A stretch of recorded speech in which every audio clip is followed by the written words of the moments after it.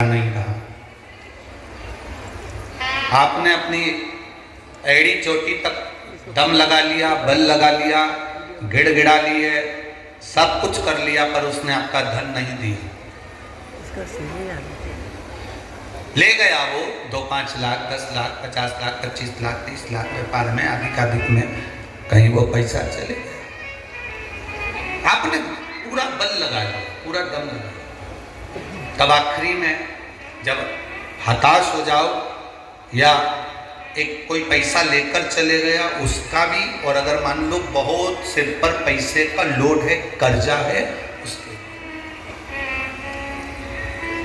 अगर मान लो सिर पर कर्जा भी बहुत ज़्यादा है, कोई पैसा आपका किसी को देना है और वो बहुत परेशान कर रहा है, धन दीजिए, हमारा पैसा दीजिए, हमारा पैसा दीजिए, हमारा पैसा दीजिए, तो ये दोनों के लिए सर्वश्रेष्ठ एक पैसा गया हुआ कि वापस बुलाने के लिए भी, और एक अपना स्वयं का कर्जा चुकाने के लिए, दोनों। महाराज पंच बेलपत्र, पंच श्वेत पुष्प, मतलब 5 बेलपत्र और 5 सफेद पुष्प, श्वेत पुष्प,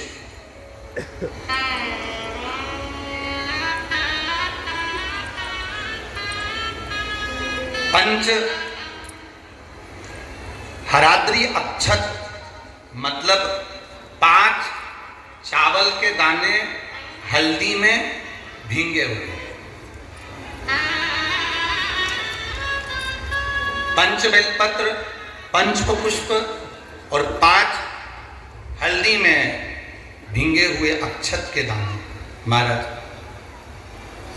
एकांतेश्वर महादेव, एकांत में कोई शिवलिंग हो तो, और अगर एकांत में शिवलिंग ना मिले और कोई शिवरात्रि आपके मध्य में आ रही हो, महाराज हर महीने शिवरात्रि आती है और महीने की शिवरात्रि पड़ रही हो और आपको एकांतेश्वर शिवलिंग भी नहीं मिल रहा, एकांत का कोई शिवलिंग नहीं मिल रहा, तो एकांत में कहीं जाकर एकांत के अंदर किसी मिट्टी का ही शिवलिंग का निर्माण कर कर ये 5 बेलपत्र, 5 श्वेत पुष्प, 5 हल्दी के चावल बाबा को अभिषेक पूजन करने के बाद धीरे धीरे समर्पित करें। क्रम क्या है?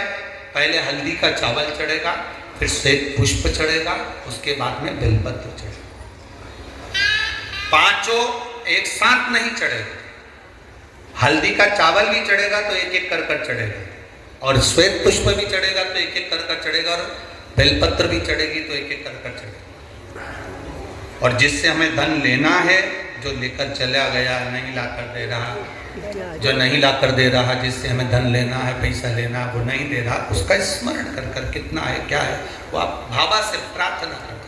जब हल्दी का चावल चढ़ाएं तब आप श्वेत पुष्प समर्पित करें तब, और बेलपत्र समर्पित करें। या हमारे माथे पर कर्जा है वो चूके, उसके लिए भी आप बाबा से प्रार्थना करें। एक छत, एक पुष्प, एक बेलपत्र अपने झोली में बांध कर लाएं।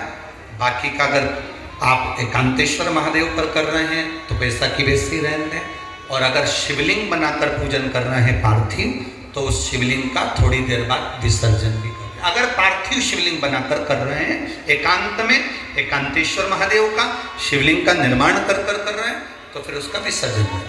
और अगर कहीं एकांत में शिवलिंग पहले से है तो आपको विसर्जन करने की जरूरत नहीं, आप चढ़ाकर बड़े प्रेम से प्रार्थना कर वापस। एकांतेश्वर शिवलिंग एक ऐसा होता है जो हमको बहुत सुख का अनुभव करा, बहुत सुख।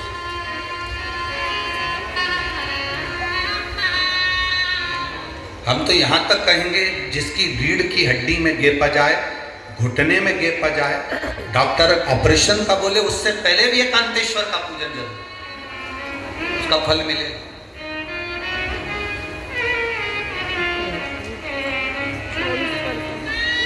एकांतेश्वर महादेव सुख प्रदान करते हैं, आनंद। बोले एकांतेश्वर महादेव की, वो सुख का अनुभव करा।